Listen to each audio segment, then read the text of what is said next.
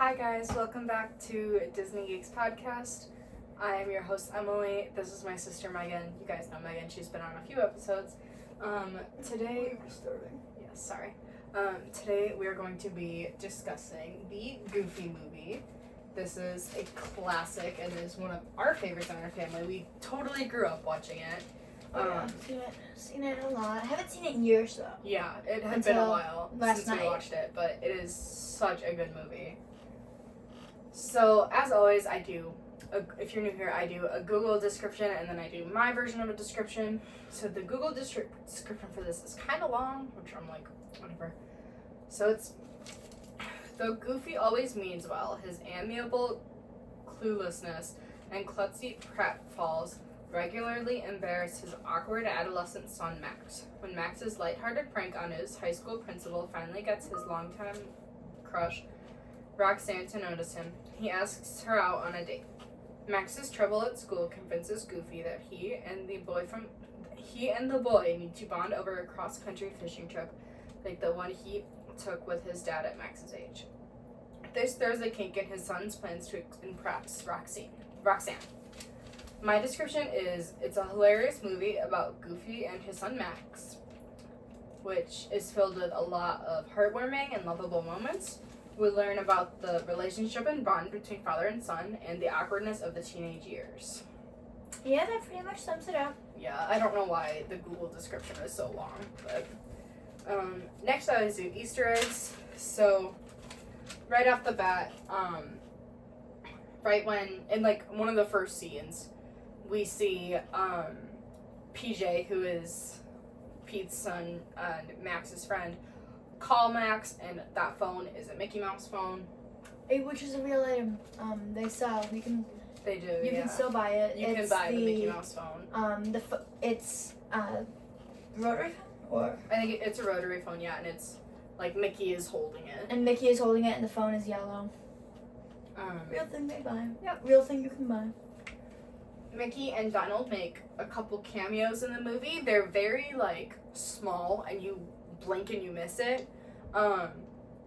Like for example, they play 20 questions and Goofy says something about his best friend and Max says Donald Duck. That's an example. And then Mickey and Donald are like,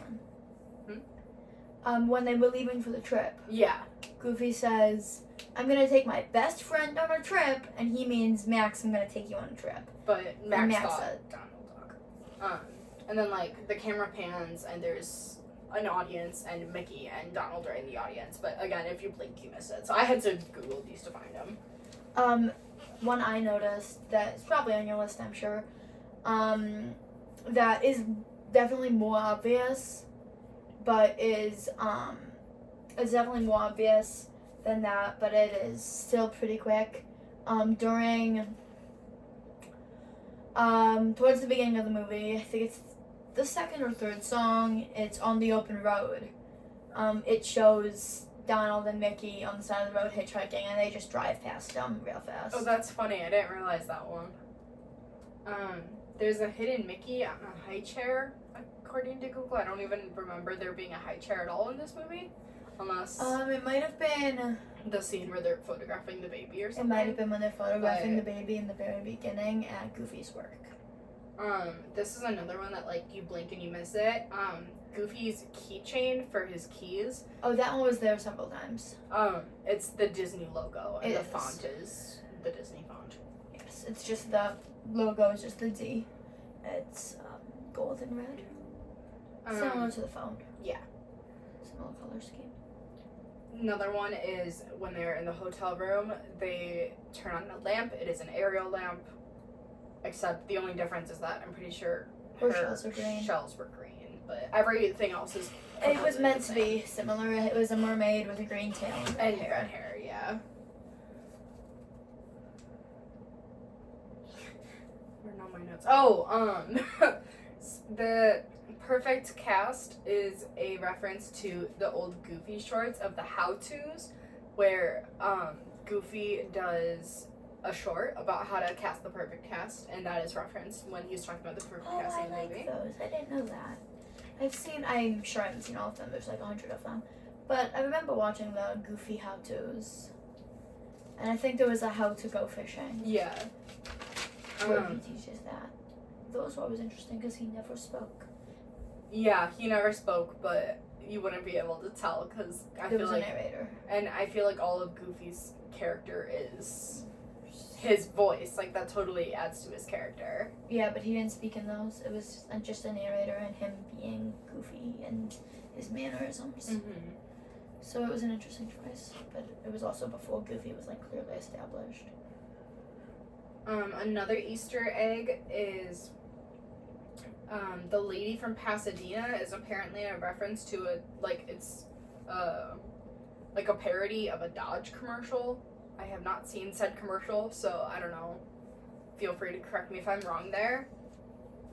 I don't remember that line or that. Yeah, this Commercial. is what Google told me. Good to know.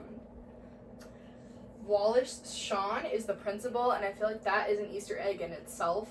If you don't know who Wallace Shawn is, he is the voice actor for the principal. He also has been in several Disney movies. He is most famous for voicing Rex in Toy Story, so I feel like just having him in the movie is an That's Easter the egg type of thing where itself. he plays a minor character in this movie. He's not a minor character, but a side character in like Toy Story and a lot of the movies he's in.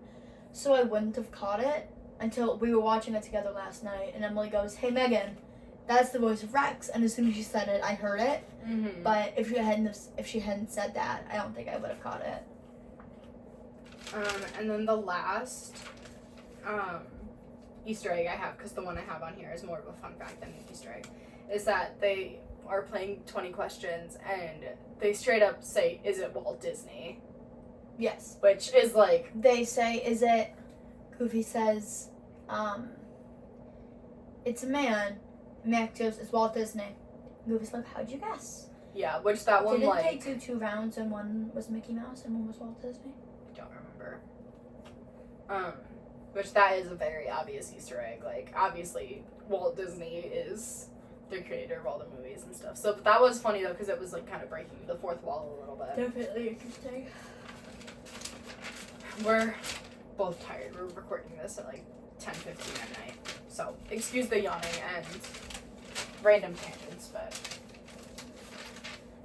Next we just have some general facts about the movie. So, the first is that Powerline, who, if you haven't seen the movie, Powerline is, like, the pop star that all the kids Max's age are obsessed with. He is based off of Prince and Michael Jackson, which... That makes sense. Seeing his style and hearing his voice And like the definitely way he makes dances sense. and yeah, that tracks. Some more details and fun facts for this movie is it On- wasn't. Oh, sorry. Go ahead. On the note of Powerline, I said this while we were watching the movie to my mom, and I said this to Emily. I noticed in the very beginning, and I get that the point of showing it was to show how Powerline is this big celebrity and everybody's obsessed with Powerline. But I do think it's interesting that Max, who's a teenage boy, had a cardboard cutout of him. Yeah. Because I feel like that's something that only either teenage girls do with like male celebrities, or sometimes like guys do it with female celebrities. But either way, I feel like people get a cardboard cutout of a celebrity crush. Like in like the early 2000s, I feel like a lot of girls had Justin Bieber. Justin Bieber or One Direction Or cutouts. 90s was Backstreet Boys. 90s had yeah. So I thought that was interesting because I feel like that implies, one, that it does get the message across that he's a big celebrity and Max is obsessed with him. But it does a little bit send the message that I don't think Disney intended. That Max is in love with Powerline. That Max's celebrity crush is Powerline. And I don't know, maybe I'm wrong. Maybe this is something you do if you just have a celebrity you like. Feel free to let us know. But I just thought that was very funny from at least my perspective. And I also think cardboard cutouts in general, like certain stuff in this movie screams the 90s. Oh yeah, like, for sure. I feel like cardboard cutouts aren't really a thing anymore. No, that was So, I feel like that could also early be part of 2000s it. and 90s. And another thing that was very 90s about this movie, the first song, After Today. After Today, thank you, I couldn't remember the title. it's just high school trope after high school trope Yeah, after high it's school trope. totally high And I school look- stereotypes. It's yeah. like the nerds with the comic books and the the golf cheerleaders and the cheerleaders and the yeah. golf girls and their black lipstick and you know, the jocks and the popular kids and the gamers and every clique, and I feel like most of this movie is pretty timeless. That scene, I was watching it, this isn't a bad thing. Like, it wasn't like offensive. It was just, I was watching it and I'm like, oh yeah. This was is definitely a 90s totally movie. a 90s movie. I looked it up, yeah. it's 95, so Yeah. I wasn't sure if it was 90s or the early 2000s. I knew it was before I was born, which would have been 2004, but that doesn't narrow it down that much. So, I looked it up, it is from 1995, so no wonder it was acting like it was from 1995. Right. I feel like some just details and fun facts. I feel like this movie, like, it's not one of the more popular movies, I feel like. At least for No. our generation, we're both Gen Z. I would say it's more, it's not an unheard of movie. I would say it's kind of underrated. I would say it's about the same level as Emperor's New Groove, where it's a Yeah, really I good agree. movie, and everybody who's seen it loves it.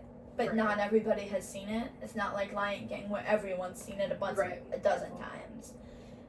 I feel like it's like Emperor's New Groove, where a lot of people haven't seen it, but everyone's heard of it. Right. But I feel like it never was, like, a huge movie. Like, you know, all your princess movies are huge. Lion King, Hercules, like, all those are huge. But this movie never really Yeah. was that, except, It was a It theatrical did. release, wasn't it? I don't know. I'd be interested to look that up later But, when we're done filming. It did, I feel like it got really big just this year for, Because of the documentary? no, because of the, I'm yawning and making you Yeah. yawn. like, We're the, such good podcast hosts. the, like, 30th anniversary, right? If it's 95, then 2025 would have been the 30th. Yeah, the 30th anniversary. And it also, for the anniversary, there was a documentary about the movie that we were talking about watching for this video. But we didn't end up having the time, and we figured we might still do one on just the documentary, Yeah. but we were talking about we should probably do just the movie first. So here we are. And that was behind the scenes stuff. I haven't actually gotten around to watching it. I've heard it's very good. Emily, if the documentary doesn't exist and I'm thinking of something else, cut this entire thing. I'm pretty sure it does. There's a small chance I'm just thinking of a different movie, but I'm pretty sure there's a No, documentary I'm pretty on sure it. there is. Now I'm starting to We'll second fact guess. check. But it was a lot like the behind the scenes stuff and how they worked together and stuff. And from people who watched it said they liked it.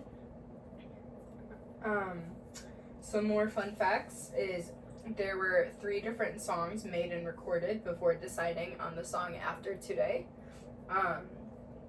I don't know what those songs would have been, but I think After Today is After a Today's really, a banger. it's a really, the music in this movie in general I forgot is, how hard this is movie very hits. good soundtrack. Banger But after banger, Emily, is but so good. I also feel like After Today like fits perfectly for that scene.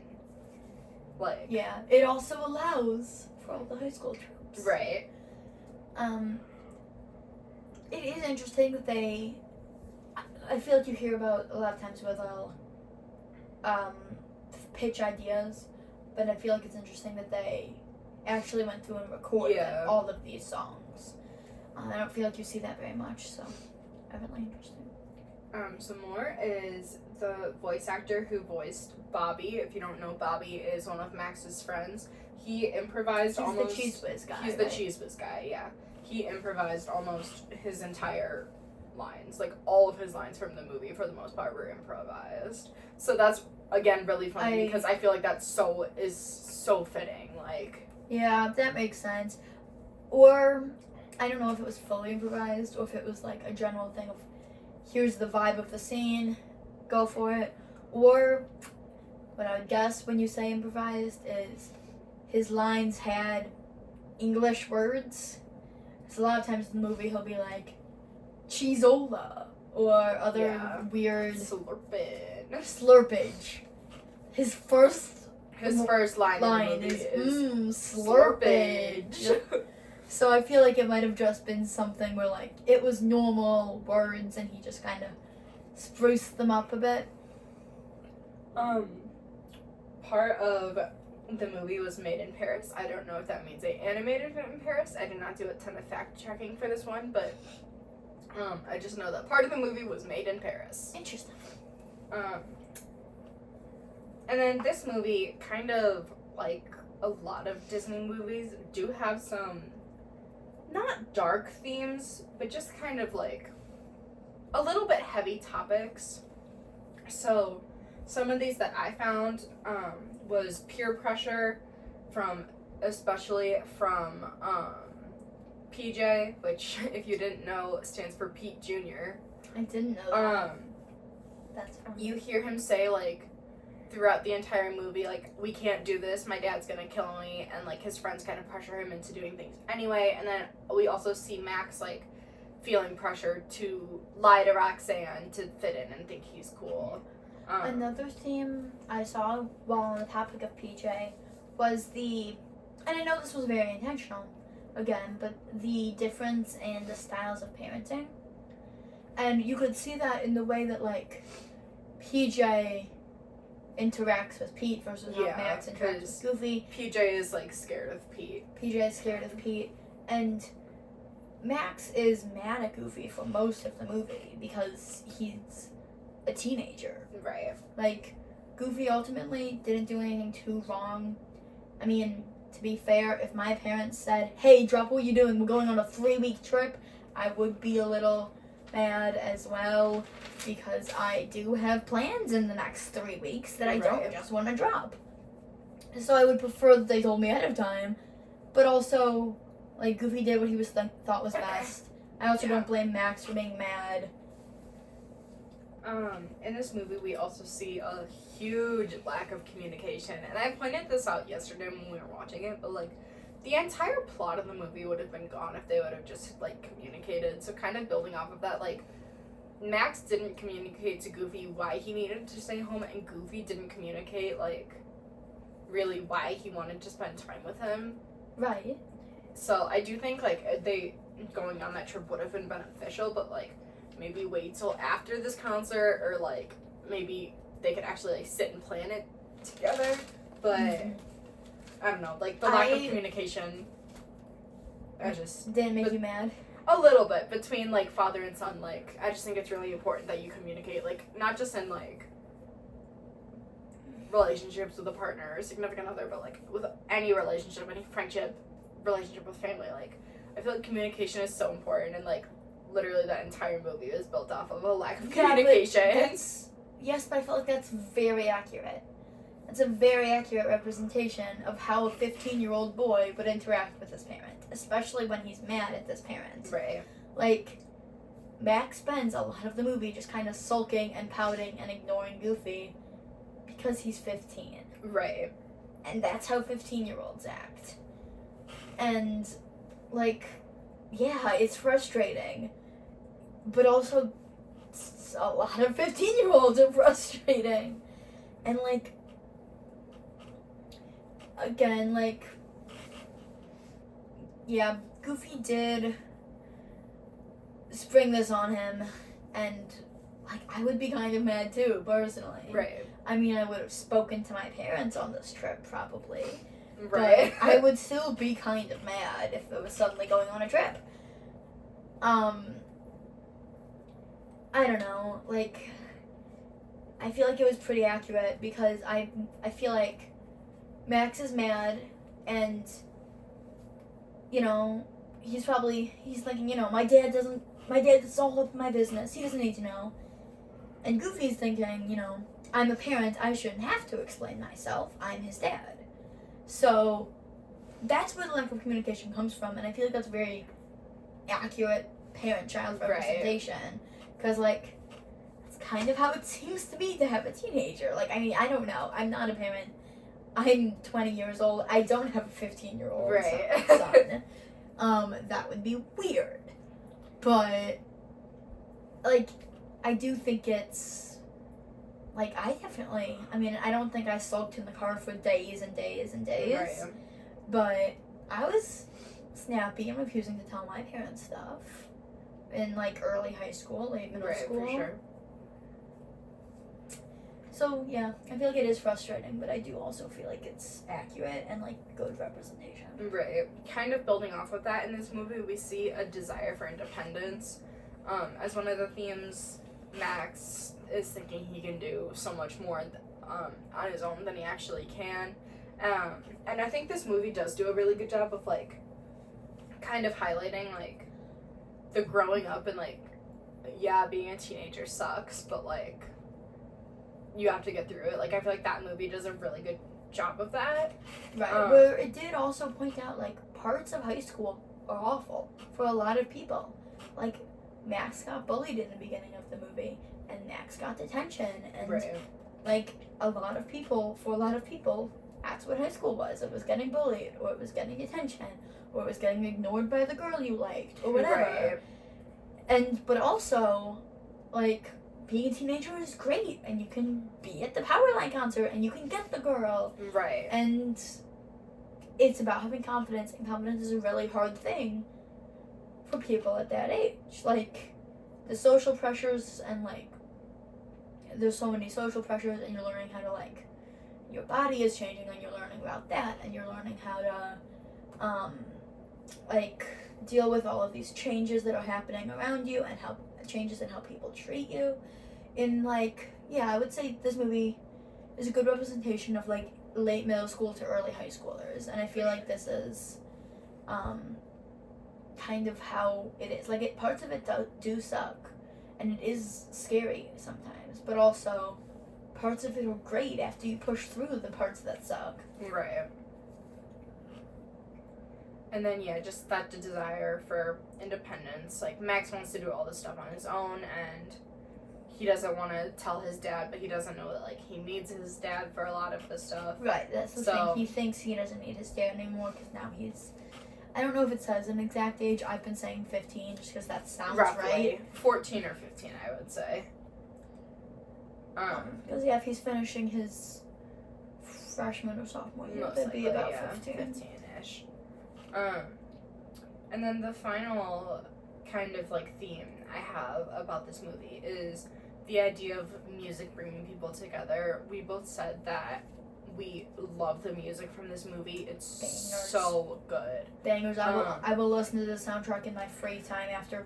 Like, I've known about this movie, and I've known that the soundtrack is good. But again, it's been years since I've listened to it or since I've watched it. And I feel like now that I'm, reminded of it, I will, just, like, in my car, be listening to Powerline and just listen to the soundtrack. For sure. Because, yeah. Spoiler alert. Spoiler alert. At the end of the movie... The entire thing is spoiler? Well, yeah, the entire thing is a spoiler alert, but specifically right now, at the end of the movie, we kind of see how, like, Goofy and Max get closer because of Powerline.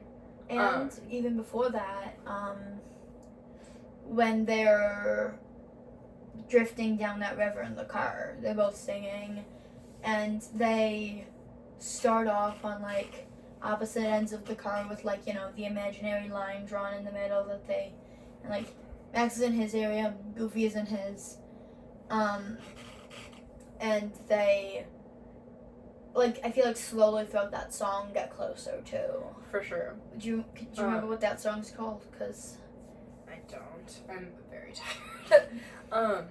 But I don't know, you guys might know this or not. I have been, like, into music my entire life. I've done band as long as I can remember. I was going to minor in music, but I dropped that. But I feel like the idea that, like, music brings people together, like, I feel like it absolutely does. And this movie also did a really good job representing that. Right. And, like, the final scene was, like, they still got to go fishing, and they still got to go to the concert, and you can even see that in, like, the beginning when Goofy is trying to connect with Max, but you can tell he doesn't quite know how, because he's saying, well, let's listen to some music. and Max puts on Powerline, which Goofy thinks is just bad. It's just awful music, which I do think is pretty common. I think a lot of parents think that their kids listen to trash. I know my parents do. I know my dad's mom did. Mm-hmm. But like I feel like that's pretty common. And Goofy's like, how about this music that I play with my dad? And Max just doesn't understand it. And he's also, neither of them are willing to give the other one's music a shot. Right. But also they're both in their own ways kind of trying to bond and communicate through this music. Like Goofy's like saying, Goofy's way more outright saying it. He's saying, this is something I did with my dad that now I want to do with you, and like we can keep this tradition alive. And Max is kind of thinking he just wants to do what he wants, and also he is kind of trying to introduce his dad to his music, and maybe his dad will like it. And yeah, that's definitely something I thought was interesting and something worth noting. I also feel like this movie, that idea that Goofy had where he's like, this is something I did with my dad, that now we're gonna do with you, gets brought up a whole lot. And you could tell that that's Goofy's way of connecting, because his dad, his role model, did all these things. And I guess they worked for him when Goofy was 15. And now he's trying to do the same thing. And this was his, like, main options, was to do the things his dad did because it worked when his dad did it. And it's not working because Max is more stubborn than Goofy was. And because Max is already mad, and, like, they start the movie kind of in an argument. Not quite, because it's more just Max yelling and Goofy being confused, but it's still sort of an argument. And, like, I do feel like that's kind of where a lot of the conflict comes from, where, like, Goofy doesn't know how else to reach Max, because the ideas he had that he assumed would work aren't working. And, like, you can see that, like, that's the entire reason they're going on the road trip, is because all of the goofs before them went on the road trip. And the music, and there's a few other things. And, like, you even see it on the map. It said, there's a bunch of names crossed out, and it says this belongs to, and, like, 3 generations are crossed out before they just wrote all of the goofs.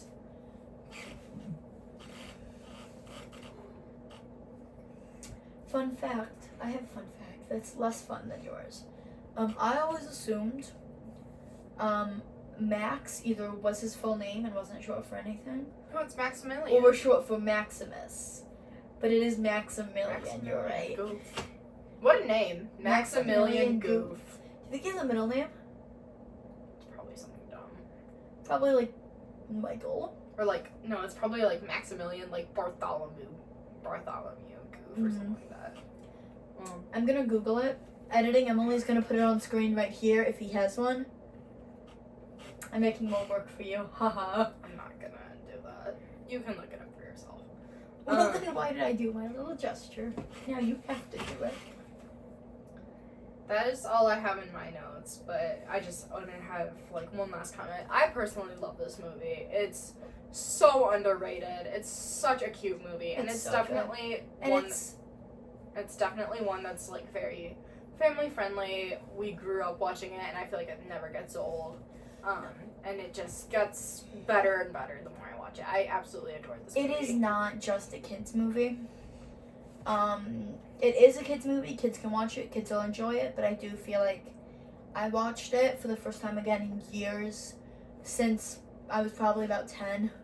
I watched it at 20 years old, and I had a great time. Like, it's a great movie for adults. It's a great movie for kids. You can watch it together, or you can just watch it on your own. You can just sit in your dorm room and watch the Goofy movie. That's fun too. Right. I mean, I don't think this movie really has an age limit. I don't think it has I think everybody can enjoy it. I think everybody will get a little something different out of it, and that's really important, I think. Yeah, I think the plot is amazing. The music is phenomenal. I'm not sure who wrote the music, but it's so good in this movie. And I just think, like I said, I just think it's a really good movie that is really underrated and slept on. Like, not a lot of people have seen this I don't see a lot of people talking about it. Again, I feel like everybody's heard of it, but I don't feel like everybody's seen it, and I feel like we should definitely change that. For sure. I'm gonna make a Goofy movie pyramid scheme where, like, so I've seen the movie. Now, if I get 3 friends to watch the movie, and then those 3 friends get 3 friends to watch the movie, then we'll have all seen the movie, and we can fix this problem of nobody seeing this movie. The only thing is, I don't get money in this pyramid scheme. I'm sure I could figure that out. I could just, like, share my Disney Plus login and charge people a few dollars. I can make a pyramid. Anyway, do you have, other than pyramid schemes, do you have anything else you'd like to add? I mean, this movie's a banger. I think it was pretty accurate to how all the characters were portrayed. Compared to all the other media that Goofy is in, it's pretty similar to this one. Same thing with Max, same thing with Pete, although I will say I think Pete sucks more in this than he does in a lot of other things. And, like, he's supposed to be, I don't think this movie entirely has a villain, but if there was one, I think it would be Pete, which he is the villain in a lot of the things, most of the things he's in. But also, I don't like him as a parent very much. I feel like Goofy's characterization is about the same as every other Goofy we see if we watch, House of Mouse or the original Goofy shorts or even like Mickey Mouse Clubhouse or anything like that. I feel like it's very similar, but I feel like Pete in this sucks more and is he's not a very good parent. He's very authoritarian in the way he talks to his son about how he's like he doesn't ask him to do things. He just like demands, and he pushes Goofy around because Goofy is his employee in this movie. He works, I believe they both work in a department store, and Pete is the manager. And like he pushes Goofy around, and then because he's the manager, he continues to do it even when they're off the clock, just because I'm your boss, you gotta. And but other than that, and like, again, he is normally a villain, but I feel like he was worse in this. But other than that, I felt like the characterization was really good, and it kept in line with all of the other media, with all the other characters. I think that's about all I have on this one. Yeah.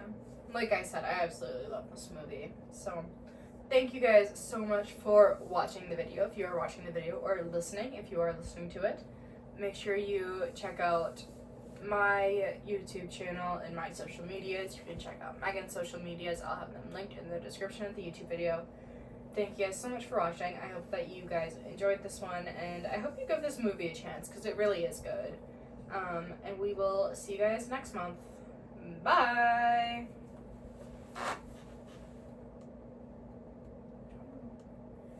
I should unprivate my Instagram if you're going to be linking it.